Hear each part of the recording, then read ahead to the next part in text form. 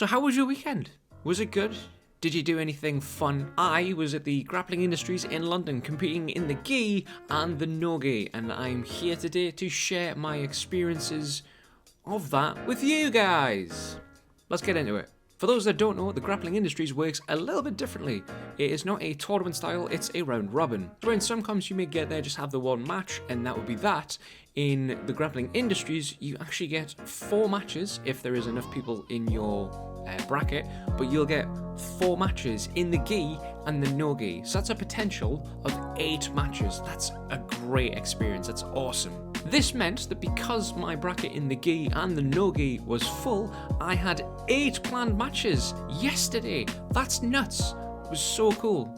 As well as doing this round robin instead of a tournament style, they also do the weigh-ins a little bit differently, which almost got me DQ'd before I even got there. Let me explain. My friend lives in Fulham and he said it was okay to crash at his. Sweet, I drive up on the Friday, I get to kind of chill out, I don't have to worry about the kind of early start on the travelling side. In the morning, I thought, well, I'll just walk there because it's about an hour away and it'd be a nice little kind of stretch for the legs to walk from Fulham to Kensington. During my little jaunt, I thought it best to check SmoothComp because the times are dynamic and they can change. And I noticed that everyone I was competing against actually had a little green dot next to their name, which means they've weighed in. But why? Why have they weighed in like hours before the match start time? Most comps only allow you to weigh in just before you step on the mat, right? Wrong! Grappling Industries, you have to weigh in an hour before your bracket start time, which it even says on the information page on SmoothComp, which I only found out on the quarter of the way of the walk there.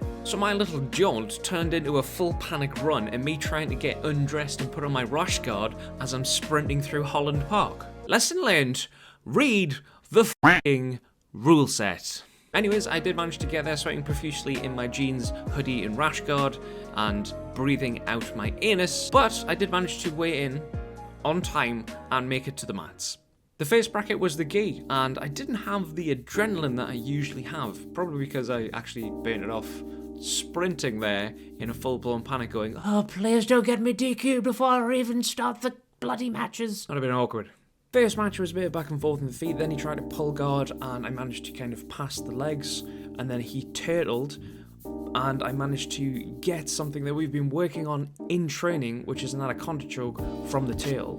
So I had a nice setup. You can see me do this kind of big step to try and get my head where his armpit is, do the alligator roll, and I felt really comfortable. I was kind of like, well, that's going to be sinking on. Even when he's bucking, I kind of knew he was going to have to tap soon. And then he did, and that was a nice little confidence booster for me. In the second match, the guy pulled guard again, but I managed to get past the legs, and I was working an Americana that I've also just been working in training, which is great, waiting for the Americana to make him react, and then from that I actually managed to get the Tarraco Plata. I did try and get the Tarraco Plata.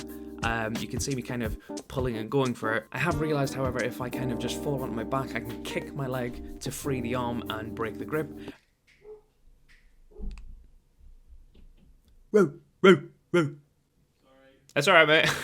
Kick my leg, I can still break the grip and then get the submission that way. So 2 matches, 2 submissions, it's going great. Third match, however, not a great start. This guy was all legs. My god, it was so hard to try and get past his guard. He got a really good deep deli heaver on me, and then he kind of got the sweep that way. I managed eventually to get past his legs and got 3 points when I kind of settled down in side control. I then got tired though, and I did pick up a penalty for stalling / breathing up my ass. But I did get the win and got 3-2 because I passed and he got the sweep. So 3 matches, 3 wins. Match 4, that was close. I was losing for like the entire match. He managed to sweep me twice, which meant he got 4 points, and I have done nothing this entire time. He was trying to attack a clock choke, which I managed to escape, and then I think he got the sweep from that because I came up on my feet. And then you can see me looking at the clock going, oh Christ, there's like not much time left, and I'm losing 4-0.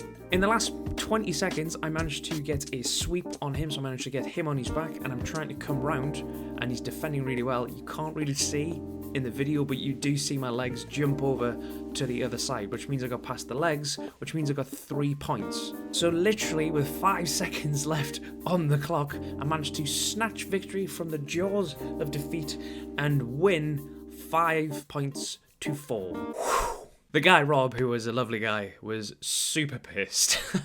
Now, we were meant to go and do the elimination. So after you've done your bracket, you do the elimination to see who wins the gold, silver, and bronze. But there was an issue with the system, and I ended up with gold anyways because I was the only guy in the bracket that won all of 4 of my matches. And here it is. Here is the little gold medal I got. Yay! Happy with my performance. Some areas to work on as always, but I felt confident going into the no-gi and thinking, sweet, I'll just smash through these guys and I'll pick up the double gold. Bob's your uncle. Or maybe not. The no-gi did not go as I hoped.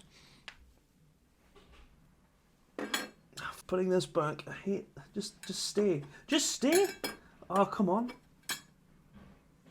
Or whatever that'll do. Now the first match was a close one. There was a sweep each within like the first 2 minutes. Then he got another sweep, but he was controlling through the majority of the match itself. I did manage to get a sweep at the very end, like with literally, I think it was like a second, like 2 seconds to go. You can see us getting stopped, brought back to the center. Don't know why I didn't let that continue, but never mind. And although it did end on 4-4, the other guy won the decision, rightly so, because he was in control for most of the match. Happy with the performance anyways, because there's stuff to work on. The second match, the dude was just way better than me, and he had a good game plan. He takes me down, he kind of comes down, pulls guard, and starts attacking the leg, and he's going for the heel hooks, because I'd entered the advanced, which meant you're allowed like heel hooks and knee bars. And I'm defending the heel hook quite well. I try and do the ballerina foot where you kind of stretch your toes out. I'm trying to stand up, but he catches a knee bar and it was super tight. And, you know, I like walking, so I tapped. Because why wouldn't I tap? That did not last long, that match. That was like maybe 20-30 seconds. But these things happen. The third match, I made a silly mistake of defending the guillotine, or as my brother calls it, the fillotine. I thought it was okay of trying to defend it, but I probably should have been more active of trying to strip the grip. And then he came on top and he secured it really well, actually. And it was super tight. When he starts locking up, I'm like, and making that weird noise that everyone makes when they get put in a guillotine. And then the final match of the day, I actually thought and realised I should really start shooting some double legs more. And just kind of going for them, because I think I was trying to get this setup of doing a snap down to make them react, but people were kind of, it ended up just being like a hand fight, whatever that bit is, it ended up just being that. So I just shot him for a double leg straight away and got it, which I should have done for the rest of the matches.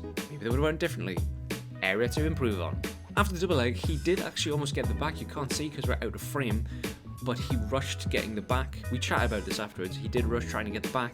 I slipped out, got to side control, and then same again, kind of did that Americana setup to Tarako Plata.